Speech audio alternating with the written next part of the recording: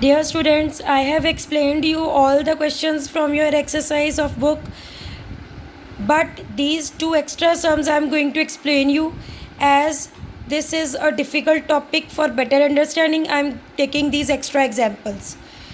Please listen very carefully. I will explain how to solve decimals and fractions in these questions, as you have these kind of questions in your exercise also. See, Mohan bought 3 packs of biscuits at rupees 15.75. Find the cost of 5 such packets. Now we will simply make the statement. Unitary method we will make. Cost of 3 packs of biscuits is equal to rupees 15.75. Decimals में अब ये. Now for unitary method, given for 3, we are to find for 1. 1 बीच में नहीं आ रहा, तो हम unitary method लगाना है. पहले 1 की कॉस्ट निकालनी पड़ेगी. तो हम क्या निकाल लेंगे पहले? Cost of 1 pack of biscuits. क्या बोला था मैंने फर्स्ट स्टेप में? जो इधर गिवन है उसको टोटल से डिवाइड करना है. Now here it is decimal. आपकी मर्ज़ी, आप यहाँ भी डिवाइड कर सकते हो, आप आगे भी सॉल्व कर सकते हो, बट आई प्रेफर डेसिमल्स है तो यहीं सॉल्व हो रहा है तो कर दो उसको. आपको 3 के टेबल पे डिविजिबिलिटी रूल आता है.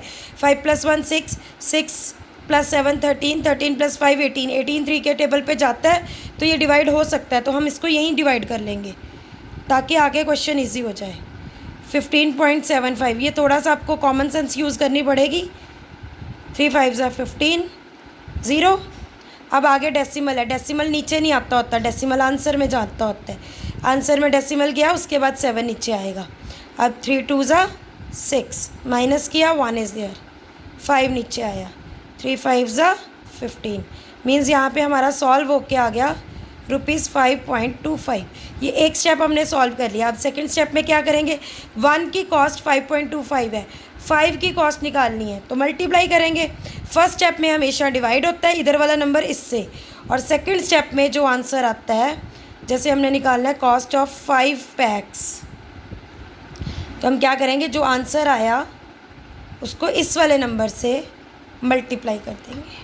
तो मल्टीप्लाई देखो कैसे करना है. 5.25 मल्टीप्लाई बाय 5. 5 5 = 25, 5 is there, 2 5 2 = 10 + 2 12, 1 5 5 = 25 + 1 26. 2 के बाद डेसिमल था, यहाँ पे भी 2 के बाद डेसिमल लगेगा. तो ये आ गया answer rupees 26.25. I hope you understand. अब ये फ्रैक्शंस के हिसाब से करेंगे. ये वाला क्वेश्चन फ्रैक्शंस भी आ रही है ना आपके चैप्टर में, तो ये फ्रैक्शंस के हिसाब से करेंगे. अब यहाँ क्या है? Meenu bought 6 notebooks for rupees 156. What is the cost of 8 such notebooks. अब देखो यहाँ पे फिर से 1 का कॉन्सेप्ट नहीं गिवन है, तो हम पहले 1 की कॉस्ट निकालेंगे. कैसे? पहले लिखेंगे cost of 6 notebooks is equal to rupees 156. Now cost of 1 notebook. अब फर्स्ट स्टेप में डिवाइड करना है. किसको? रुपीज़ 156 को 6 के साथ, ऊपर वाले को इस वाले नंबर के साथ. अब देखो यहाँ पे हम डिवाइड ऐसे भी लिख सकते हैं, डिवाइडेड बाय 6. अगर फ्रैक्शन के साथ आप सॉल्व कर रहे हो तो इसको नीचे भी 6 लिख सकते हैं. अब मैं वैसे कर सकती हूँ, बट मैंने आपको फ्रैक्शंस का कॉन्सेप्ट समझाना है तो मैं बता रही हूँ आपको.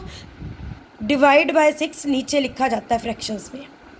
अब नेक्स्ट यहाँ पे हम सॉल्व कर भी सकते हैं, मर्जी है, होता है कर लो, नहीं होता तो अगले स्टेप में मैं बताना यही चाहती हूँ जो वो करवाने लगी हूँ आपको. दोनों तरह से ठीक होगा. 8 की निकालनी है. Cost of 8 notebooks it is rupees 156/6. ये नंबर एज इट इज़. अब इस स्टेप में मल्टीप्लाई करना है. मल्टीप्लाई किससे करेंगे? इस वाले नंबर से. ओवर कुछ नहीं है तो 1 है. अब अगर फ्रैक्शंस में आपके पास नंबर आ गया तो कैसे सॉल्व करना है? आपने न्यूमरेटर को न्यूमरेटर से मल्टीप्लाई करना है, डिनोमिनेटर को डिनोमिनेटर में. ऊपर वाला नंबर न्यूमरेटर होता है, याद होगा, नीचे वाला डिनोमिनेटर होता है. तो मतलब हमने 156 को 8 के साथ मल्टीप्लाई करना है और 6 को 1 के साथ. 6 8 = 48, 4 6 8 5 = 40 + 4 44, 4 फिर से आ गया. 8 1 = 8 + 4 12, तो मतलब 1248 डिवाइडेड बाय 6 1 ज़ा 6।